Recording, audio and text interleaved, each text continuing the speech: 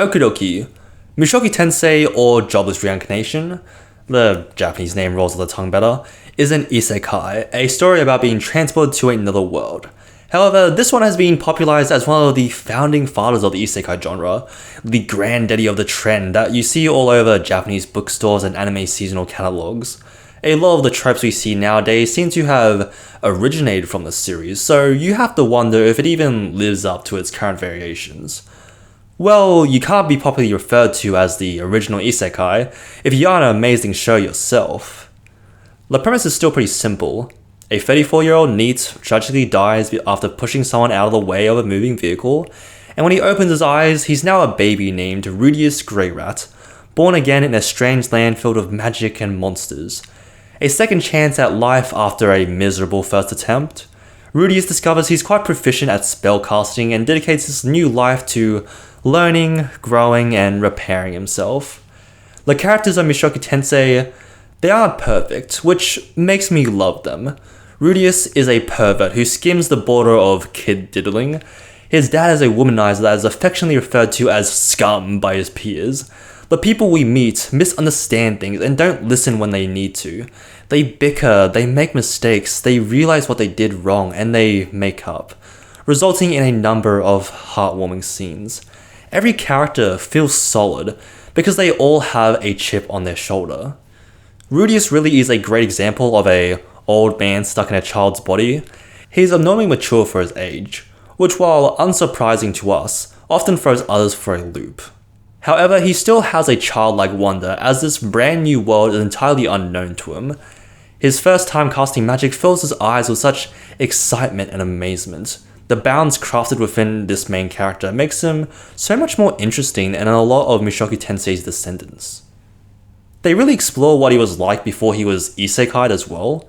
He was a shut-in the previous world, bullied and literally hung out to dry by his peers. The trauma doesn't just disappear, so Rudius can have a fresh start in the fantasy world. It's still there, it's still a part of him.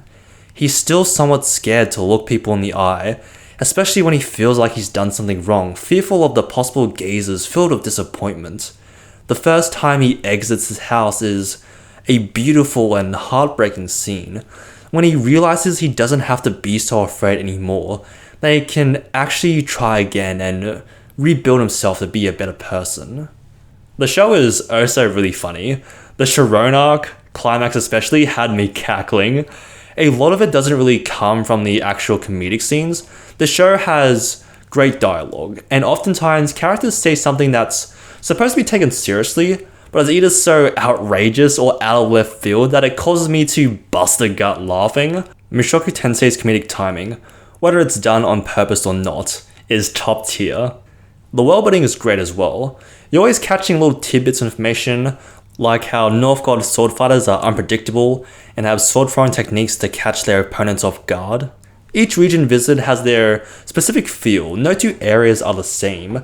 The mystery around the 7 great powers and their relationship with Mangod, the most powerful people in this universe, with their impact on this world but often popping up throughout the story. Entire languages have been crafted so that strangers actually feel foreign instead of everyone magically speaking Japanese. An adventure story should be about exploring your surroundings, and Mushoku Tensei knows how to bring you along for the ride. And the animation for Mushoku Tensei. Sword fighting is always so frenetic, spears and blades whirling through the air before they clash. Magic comes in a variety of flavors, being able to manipulate the very skies as we watch clouds swirl together before devastating whatever lies below. Characters move and jump in a way that breathes further life into them, and everything else just glistens with detail. It's beautiful to watch. Shiro Bine puts so much effort into its craft that it's even able to make being locked in a cage feels fun.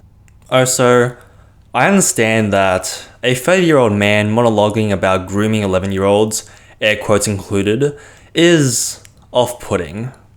The argument of whether the mind or the body dictates if a character is allowed to have feelings for someone the same age is a long one. That one scene near the end as well, I'll admit, made me a little uncomfy, but more than that I just felt bad for our characters. Such a good ending. I might be saying something controversial, But my take on the matter is that I feel like anyone would be emotionally warped if they were to revert back to zero. Sure, you have all your memories, but you're literally being remolded again from the ground up. It's hard to say you're still the same age you were right before you pressed the Benjamin button. I just don't have as much of a problem with Rudy's gross tendencies. Is it creepy? Sure, I guess. Is it hurting real children? Not really. Anyone that is inspired by an anime to diddle kids was already messed up to begin with. If you have to draw your line in the sand, that's fine, but you're missing out on a great show because of it. Keep the moral high ground for the news channel. Come watch some anime. Mushoku Tensei is amazing. Almost every family interaction brought me to tears, and I can't wait for season 2 so I can cry over whether or not we get the reunion that we want. I would read the light novel, but I've also got a bunch of series also online that keeps moving around the to-read list. I'm a slow reader, so apologies if it takes me a while to get to this one and Spider Isekai. Thanks for watching.